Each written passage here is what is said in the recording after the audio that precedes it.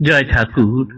শ্রী শ্রী রামকৃষ্ণ পুঁথি দ্বিতীয় খণ্ডের অন্তর্গত বিবিধ ভাব প্রদর্শন এই অধ্যায় থেকে আজ আমাদের চতুর্থ দিন পাঠ চলছে। আজ আমরা পাঠ করছি পুঁথির 125 পৃষ্ঠা 203তম পর্ব। এর আগের আমরা দেখেছি পাঠে ঠাকুর বর্ধমানের মহারাজার সভা পণ্ডিত পদ্মলোচন মহাশয়ের সঙ্গে দেখা করার জন্য উদ্গ্রীব হয়েছেন। তিনি যথেষ্ট বিদ্বান পণ্ডিত ব্যক্তি, তদুপরি সাধনায় একজন সিদ্ধ ব্যক্তি, খুব বহু গুণী ব্যক্তি। ঠাকুর যে কোনো জায়গায় কোনো গুণী ব্যক্তি এলেই তার সঙ্গে দেখার জন্য উদ্গ্রীব হয়ে উঠতেন। শুনেছেন যে আরিয়াদহ অর্থাৎ এরেদহে তিনি শাস্ত্রোদ্ধারের জন্য এসেছেন। হৃদয়কে পাঠিয়ে সে সংবাদ পাঠিয়েছিলেন যে তিনি দেখা করতে চান। এই হৃদয়ের মুখে এই সংবাদ শুনে পদ্মলোচন যথেষ্টই আনন্দিত এবং তিনি বলছেন যে ঠাকুর যদি তার সঙ্গে দেখা করতে আসেন তো তিনি ধন্য হয়ে যাবেন। তিনি নিজেও উদ্গ্রীব হয়ে আছেন ঠাকুরের সঙ্গে দেখা করার জন্য। এইটুকু আমরা এর আগের দিন পাঠ করেছি। এর পরের অংশ আজকে আমরা পাঠ করব। যথাদিনে হৃদু সঙ্গে প্রভুর গমন, শ্রদ্ধায় পণ্ডিত কইলা প্রভুকে গহন। পরস্পর সম্মিলনে তুষ্ট অতিশয়, যেন পূর্বে পূর্বে কত ছিল পরিচয়। শ্রী প্রভু অন্তর্যামী সব সুবিদিত, বুঝিলা যতেকে গুণে ভূষিত পণ্ডিত। শ্রদ্ধা ভক্তিযুক্ত ইষ্ট দেবীর উপরে, বিভূতি সিদ্ধাই প্রাপ্ত অম্বিকার বরে। তাই প্রভু বিনা কণ্ঠ মহিতে পণ্ডিত, ধরিলেন কালিকার গুণগান গীত।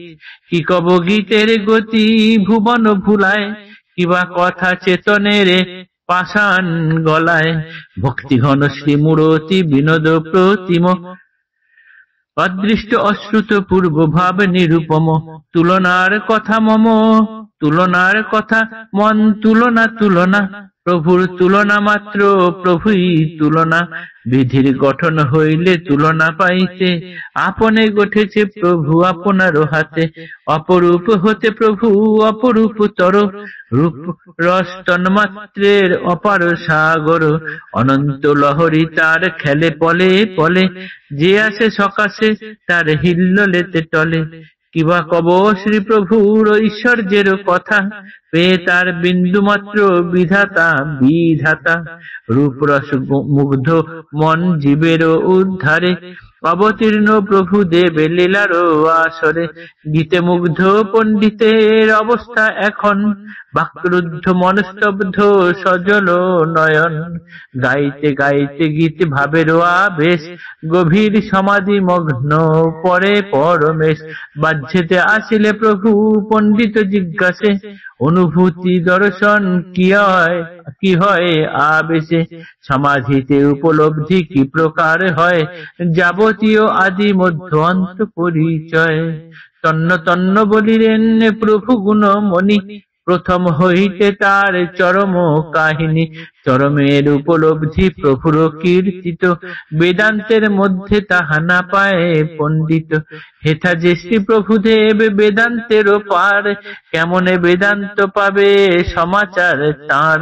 প্রভুর প্রকৃত তত্ত্ব দর্শন না জানে, এহেন গোসাই এবে রামকৃষ্ণ নামে। পণ্ডিতের হেতা ধাঁধা, পণ্ডিতের হেতা ধাঁধা দিল মহামায়া। আলোকের মধ্যে যেন আধারের ছায়া, আজি এই তক প্রভু ফিরিলা মন্দিরে।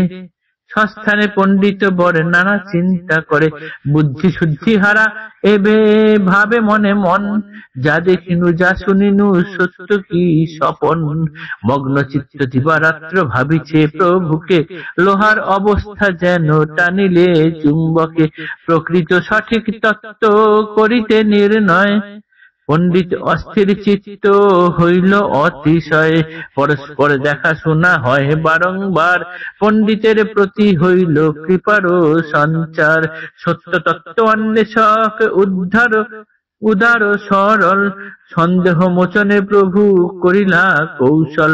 শোনো মন এক মনে তম হবে দূর, মহিয়ান মহতি মহিমা শ্রী প্রভু। হৃদের কাছে খবর শোনার পর ঠাকুর যথাযথভাবে একদিন গেলেন পণ্ডিত পদ্মলোচনের কাছে দেখা করতে। দুজনের মধ্যে দেখা হওয়ার পরেই দুজনায় খুব আনন্দিত। এই পদ্মলোচনের একটি অম্বিকা প্রাপ্ত দেবী অম্বিকার কাছ থেকে বর পেয়েছিলেন, একটি সিদ্ধাই ছিল তার।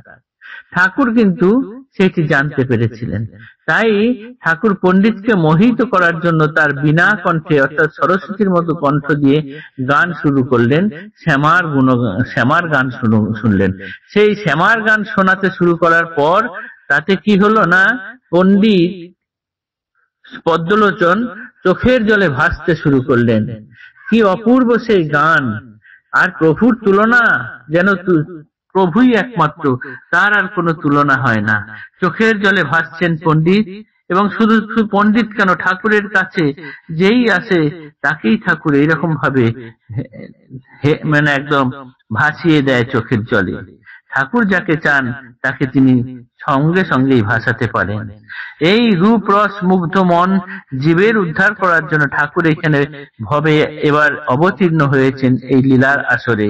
তাই পণ্ডিতের অবস্থা এখন কিরকম, বাকরুদ্ধ, মন স্তব্ধ এবং তার দুচোখ জলে ভর্তি।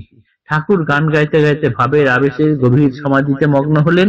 সমাধি থেকে যখন নেমে এলেন তখন পণ্ডিত এবার তাকে জিজ্ঞাসা করলেন সমাধিতে কি উপলব্ধি হয়। তার প্রথম থেকে শেষ পর্যন্ত সবকিছু ধাপে ধাপে জিজ্ঞাসা করছেন, আর ঠাকুরও তন্ন তন্ন করে সমস্ত কিছুর মানে কথা বলছেন। বেদান্তের মানে চরমে উঠলে পরে, এই সমাধির চরমে উঠলে কিরকম উপলব্ধি হয় ইত্যাদি, কিন্তু সমাধির চরমে যে উপলব্ধির কথা সে তো বেদান্তেও দিতে পারে না, সে তো পণ্ডিতের অজানা, কিন্তু ঠাকুর বেদান্তেরও পার, তাই তিনি সেগুলো অনায়াসে ব্যাখ্যা করতে পারছেন এবং পণ্ডিতের কাছে সে সব কথা বলছেন। তাই ঠাকুর সেদিন চলে গেলেও পরে পণ্ডিত ভাবছেন, আজকে যা দেখলাম, আজকে যা শুনলাম, সে কি সব সত্যি না স্বপ্ন? মগ্ন চিত্তে সবকিছু তিনি এই সমস্ত কথা দিনরাত ভাবছেন, আর ঠাকুরের কথাই শুধু ভাবছেন। ঠিক যেন চুম্বক লোহাকে আকর্ষণ করে, পণ্ডিত পদ্মলোচনকেও ঠাকুর যেন সেরকম আকর্ষণ করছেন। এরপরে ঠাকুরের কি হলো না, পণ্ডিতের উপরে কৃপার সঞ্চার হলো। তাই তিনি পণ্ডিতের সন্দেহ মোচন করার জন্য একটা কৌশল নিলেন। সেটি কি কৌশল, এর পরের দিন আমরা সেই অংশটি পাঠ করব। আজকের পাঠে এতটুকুই থাকলো। জয় ঠাকুর, নমস্কার।